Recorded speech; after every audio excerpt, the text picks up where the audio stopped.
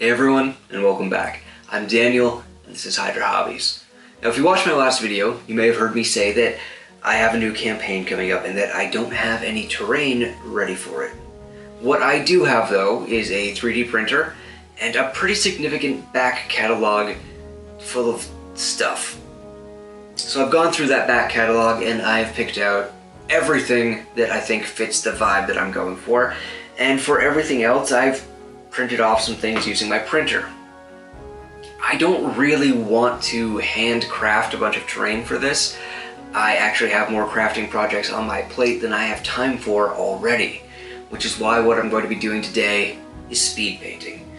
The idea behind this video is to take a bunch of terrain and show off a whole bunch of different techniques that you can use yourself. That it's not going to be a lot of airbrushes and fancy tools. It's going to be really basic, simple, beginner-friendly stuff that you can do yourself at home to make terrain look really good.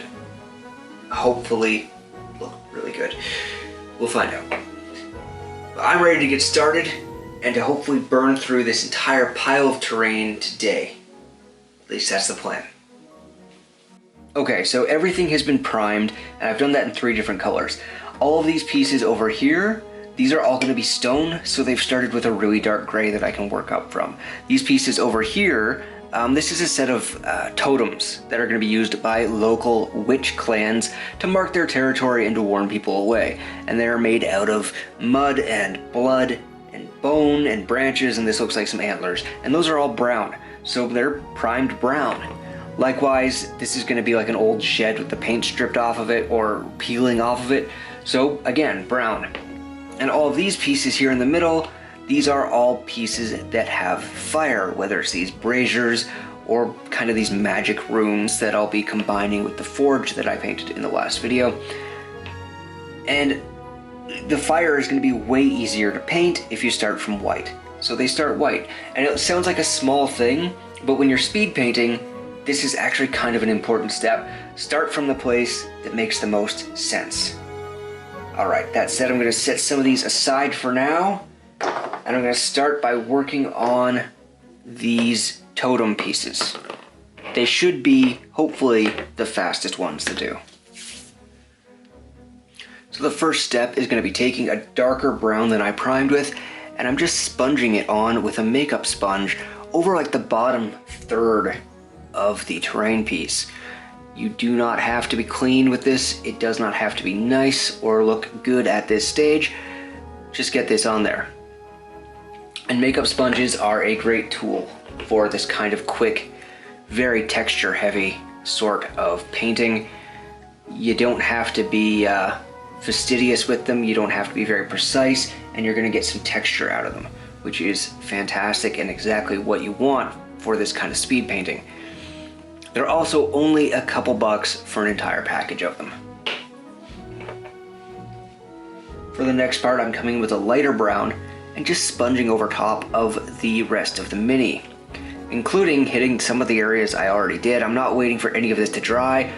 I'm just tapping the sponge off of the surface and kind of calling it a day. If those blend together, that's great. If they don't, also totally fine. All that matters at this point is getting some of that paint on there. And we're actually going to use those colors and rough blends and textures. It's going to contribute to the final look of the terrain. And after that, I'm taking a much lighter color and kind of just repeating the process, but much more sparingly this time. Just going to hit kind of the very tops of things, making sure not to get downward facing surfaces this time, being a little more sparing with the color, just tapping it on there.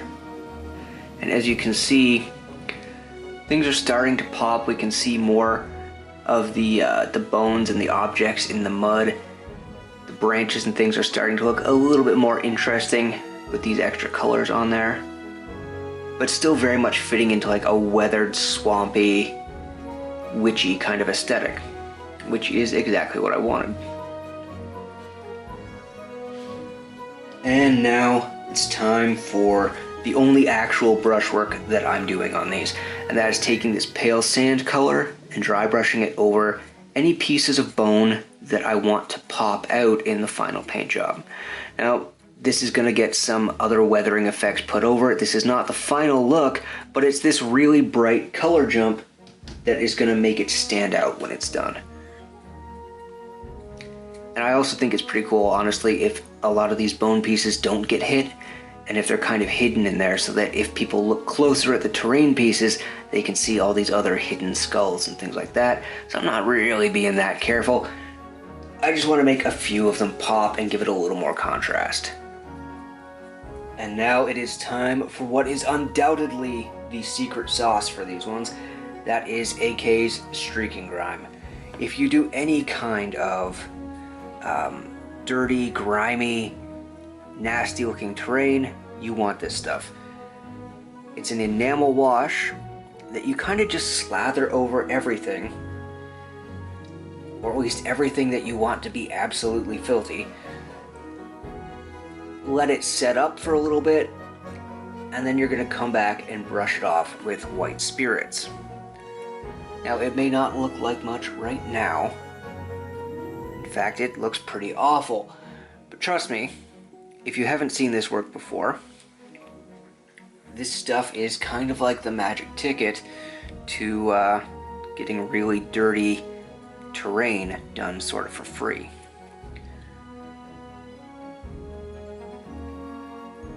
So yeah, it just goes on like that. I'm gonna let that set up for about 20 minutes and then come back in with some white spirits and wipe off the majority of it. Okay, so this has had 20 minutes or so to set up now, and I'm back with some white spirits and a brush that is specifically for this purpose. And I'm just gonna start brushing off the top layers of grime.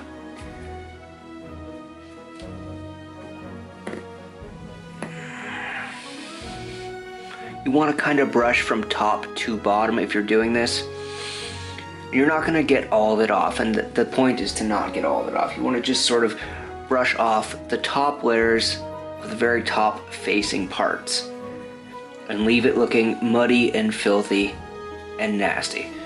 It's also going to fill in any details and make them look like they've got built up dirt and grime in them, which is perfect for this kind of project. And when you're happy with the amount of filth that you've removed from it, you're just going to leave that so that this can completely dry all over again. And while it dries, I'm going to move on to the next one. Okay, the streaking grime is now dry, and as you can see, we have a really nasty, gross, disgusting looking totem. Or a set of them, rather. Just really, really awful looking. I know if I saw that while I was out in the woods, I would be getting home. So, the final step on them is just going to be taking some texture paste. This is the AK Wet Grounds, kind of a muddy, glossy looking texture paste. And I'm just going to dab that kind of around the edges, make it look like the earth that it's coming out of is still wet. And it's going to give me just a little bit more texture, a little bit more variance, and yeah, it's still going to look muddy and nasty, but I think that difference between the gloss finish on this and the kind of dry matte finish on the streaking grime will just help make things a little bit more interesting still. Okay, I'm going to set these aside dry, and while they do, I'm just going to move on to the next piece, which is going to be weathering this little shack. So to paint the shack, I'm coming back with the makeup sponge again, and I'm just going to be hitting all of the main surfaces except the roof with a dark green paint to start. And again, I'm using the makeup sponge because I want those kind of randomized, uneven textures to help make it look like the paint is stripping off with age and uneven. And then the next step will be almost the exact same thing as before. I'm just going to move up to a lighter green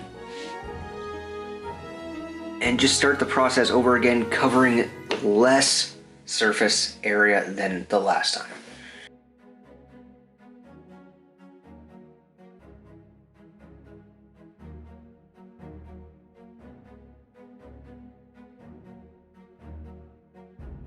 And then finally, the lightest green.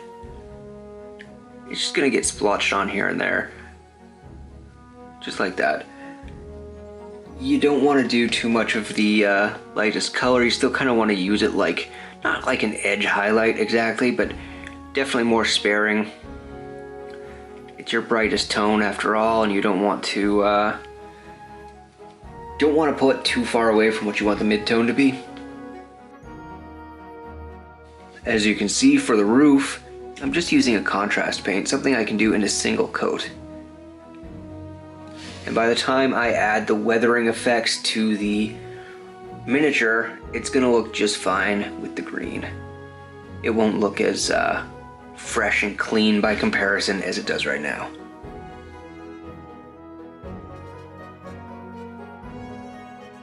While I wait for that to dry, I remembered that I had this piece sitting in a different part of my back catalog.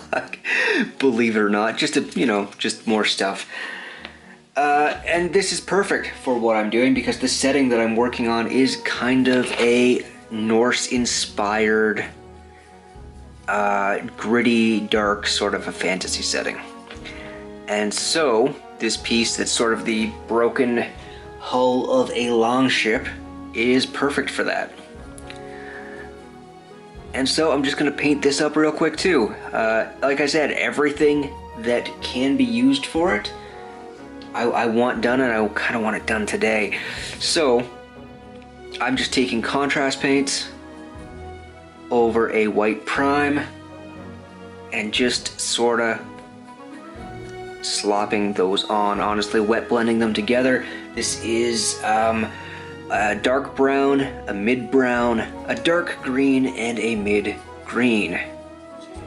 And I'm not being particular at all in how they go on, as you can see. I'm actually not even checking which paint I'm dipping my brush into. I'm just kind of getting the pigments on, and it's gonna look fine. After this, I might do a brown oil wash, perhaps. We'll see if we have time for that. But at the very least, yeah, I think this is going to be perfect since the first adventure actually is going to start in a port city. So having the broken down, grimy old hull of an old ship is going to be perfect for that. So there we go. Just a few minutes spent spreading contrast paints on and wet blending them. And yeah, it's pretty patchy right now, but we're going to fix that up and it's not going to be an issue. Plus, I kind of like how old and ruined it looks. It's actually sort of perfect for this extremely battered longship hull. But I'm going to wait for those contrast paints to dry and then probably hit it with a dry brush and maybe paint this rope on the side before getting it to a wash, and then that'll be it for this. But part of speed painting this many pieces of terrain and making sure you're getting this done as fast as possible is making good use of your time. So while this dries, I'm just going to move on to the next thing.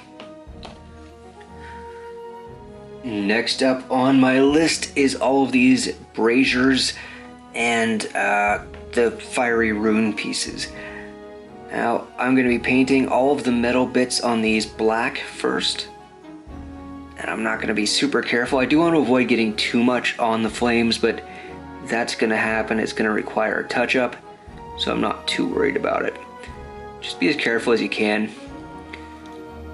while still making good time, honestly.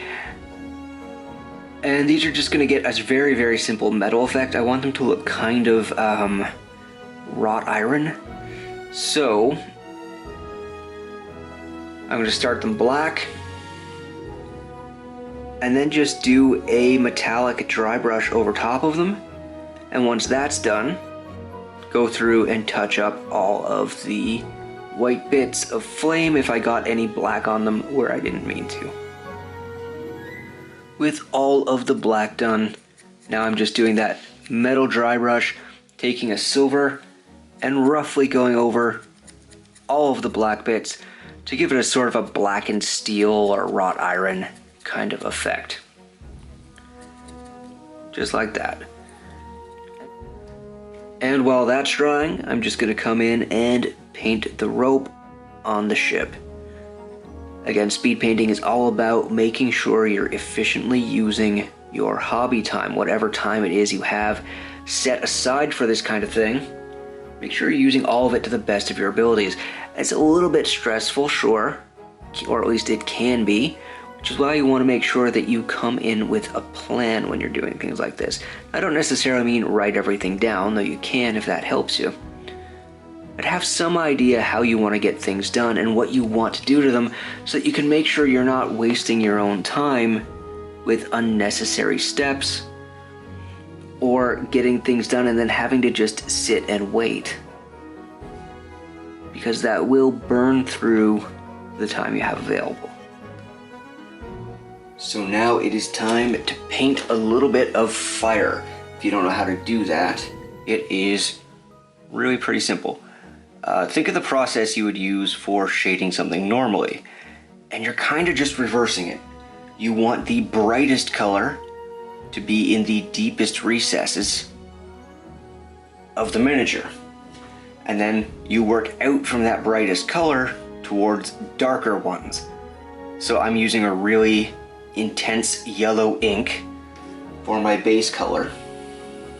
I'm gonna layer up from there with oranges and reds, and the further I get away from this bright yellow center, the darker I want the color to be. That's how you get a glowing effect on fire or on anything else, really. If you're doing a glowing weapon or lava or some kind of bioluminescent creature or mushroom, that is the quickest, easiest way to get a glow effect.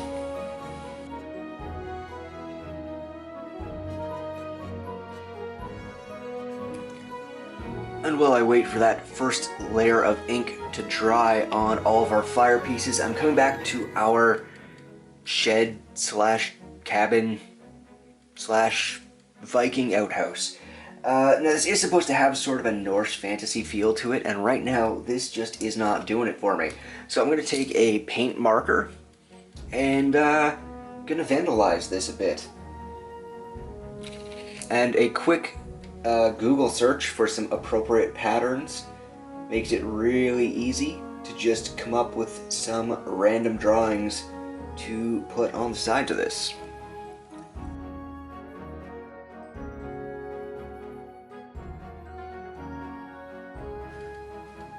There we go, some cheap, easy, hand-painted kind of graffiti symbols on the shack.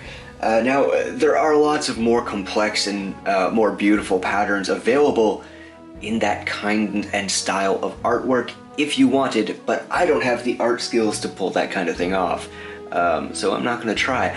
These, however, look good for being hand-painted, I think, and by the time we weather this, I think they're going to fit in great. And now as the ink is dry, so it's time to move on to the next color.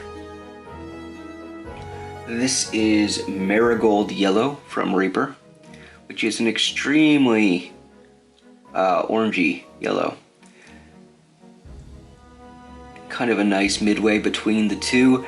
And yeah, I'm just kind of going over everything, and like I said, doing the opposite of shading, hitting all of the outermost points on the model and leaving the brightest yellow just in the recesses.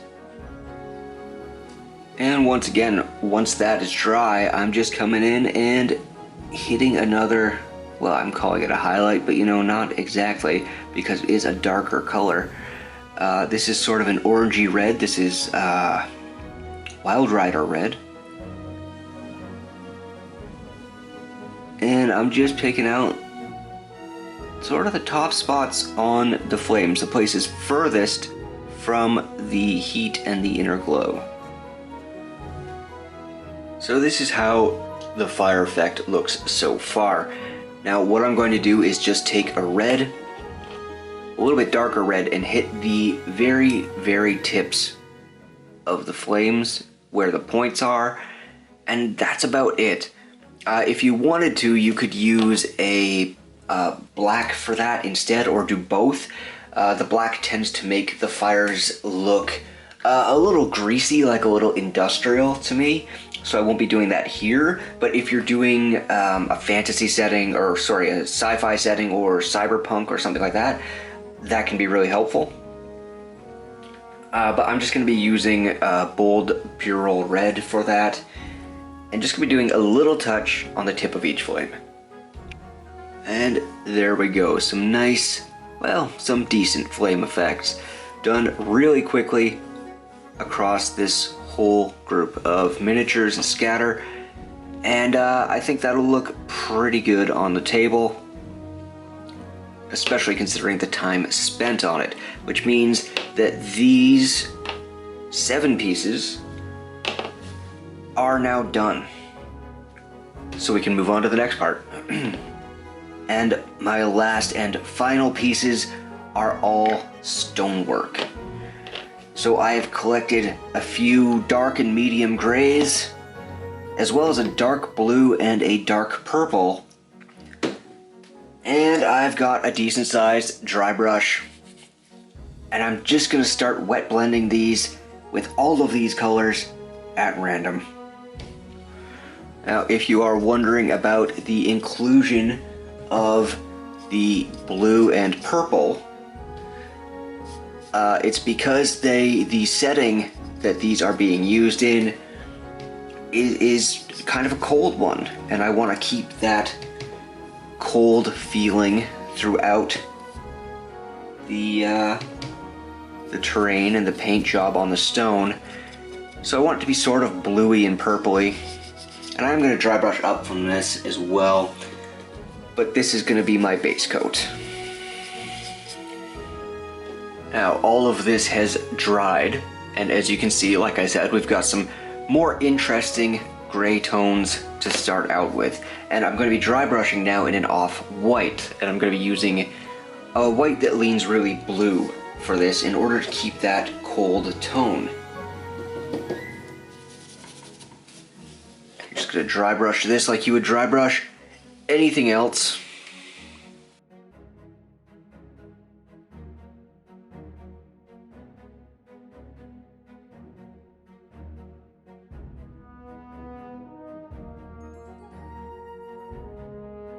And as you can see, now all the textures pop, and it does read as gray, but it's just a little more interesting to look at than a flat gray.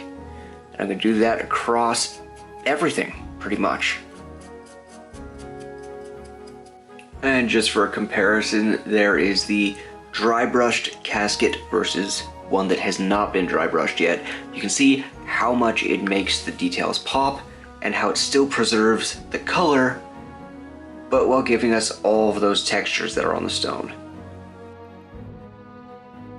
Oh, okay, dry brushing done, and looking pretty good.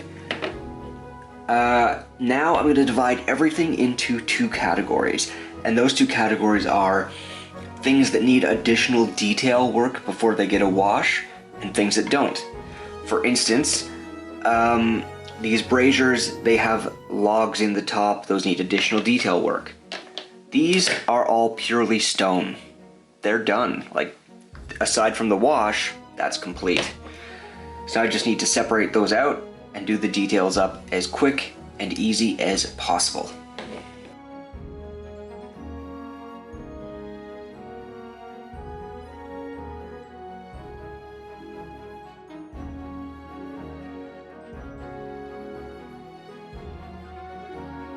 As you can see, everything is getting pretty basic base coats.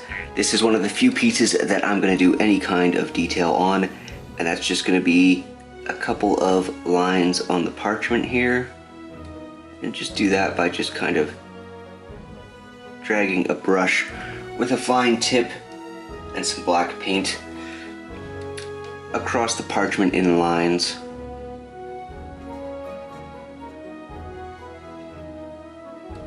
just like that, to make it look like there is something written on there. And I'm also going to hit the skulls here with some skeleton contrast paint before I move on. And now the only thing left before the wash is this draped fabric over the throne. And I'm going to do that in red. I'm starting with Acryl's Burnt Red. And I'm just going to base coat the whole thing with that. I want to do this as quickly as possible, so I'm only going to use paints that have really, really high coverage. Because I don't really want to do multiple coats per layer. I know, breaking every rule, but I just want this done really quickly. So every paint that I use on here before the wash is going to be something that can cover in one layer. And there we go. And that's just two paints, three colors, because I've mixed a mid-tone there. That is Acryl's Burnt Red for the base coat, a mix of Burnt Red and Warpaint's Fanatic Pure Red for the mid-tone, and just a little touch highlight with Warpaint's Fanatic Pure Red. And that's pretty much it for our throne. Actually, that's pretty much it for all of it. It's time for the wash. Okay, it is time to do the wash. And I'm going to do a black and brown oil wash over everything except the pieces that have flames and the witch totems. Now, you may have noticed I am in different clothing now than at the start of the video. And that's because it is actually day 2 of this one-day speed paint challenge, because real life just had other plans for me. So I got pulled away for a bit. I still maintain that this is perfectly possible to do in a single day, but ultimately it doesn't matter. It's just about getting it done as fast as possible. But there is something I wanted to talk to you all about while I do this. You may have noticed I've been doing quite a few sponsored videos lately. And if you watch a lot of YouTube, or really any YouTube, you're seeing a fair few sponsored videos. That's because YouTube doesn't pay the people that they make money off of, is the short of it. Or at least not very well. Unless you're getting tens of millions of views, then you are unlikely to be making any substantial money off of YouTube. C'est la vie. But that's part of why you see sponsorships. Another part, especially in niche hobby circles like this, is because if I like a company, I'm eager to work with them. And I want to show off their stuff and what they can do because I think it's a good product. Conversely, what you don't see is how many sponsorships get turned down. And lately, that's been quite a few. And that is partially because a lot of companies offer to sponsor things that I'm just not morally comfortable with those companies. I don't want to work with them. I don't think that they are necessarily good people or good brands. They're not things that I want to advertise to you guys. Unfortunately, a lot of those not so good brands are also the ones offering the most money. And hey, I don't blame any YouTuber who takes those sponsorships. Not at all. You know, you do what you gotta do to keep the lights on. I understand. It's not a shot at anyone. But I'm not gonna do it. That said, that also means I am leaving a lot of cash on the table where others are not. So, as of this video, my Patreon is reopened. Now, that is also something that I've struggled with in the past, and the reason for that is that I simply don't believe in pay-gating my content. The whole idea and ideal behind this channel was, from the beginning, being able to hobby without putting a ton of cash into it, without having to be, spending an obscene amount of money on every product that comes out in order to have the things you want on your table. to be able to craft and paint and have a good time with it without spending a ton of money. So for me to then go and say, but some of the money that you do spend, that should go to me. Well, that also makes me uncomfortable. I know, right? What a dork. But it is what it is. So I'm going to be straight out this time and say, if you support me on Patreon, what you're going to get out of that is nothing.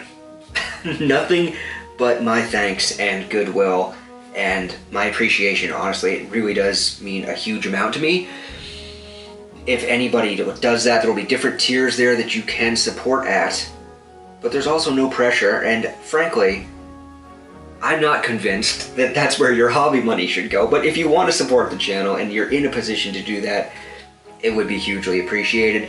If you don't, it's not going to change anything. It's not going to change the videos. I'm not going to start taking those questionable sponsorships. That's just not going to be a thing for me. I thought about it, and I had to think really hard about it, to be honest. But I just, no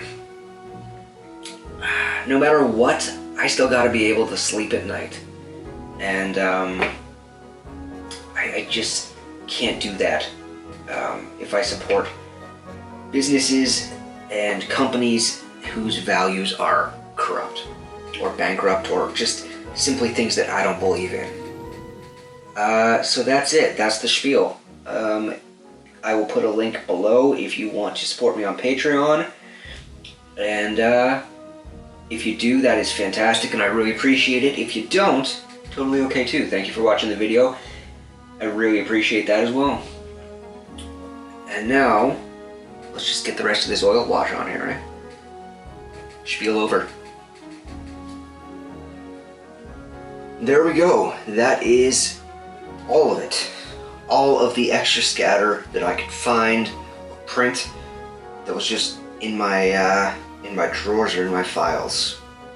What do you guys think? Is this enough to bring some extra flavor, some new context to the table, and make it look like a new setting in a new campaign? Or am I kidding myself? I mean, I think with the existing buildings and stuff that I already have, using this stuff to bring a little bit of new flavor to things, I think it'll be alright. What do you guys think? And which of these do you like best? Personally, these witch totems, love these. I couldn't be happier with how they turned out. It was incredibly simple to do. Just love them. I might print a few more of them actually, to be able to have like a whole little forest of them. I kind of like the shipwreck too, but that's definitely a one and done. I don't have another one of those laying around. Anyway, I am going to be crafting some more stuff for this campaign setting over the next couple of videos. The next one, I believe, is actually a speed crafting video, which is something I haven't done in ages. Just a tiny, quick little craft that anyone can do.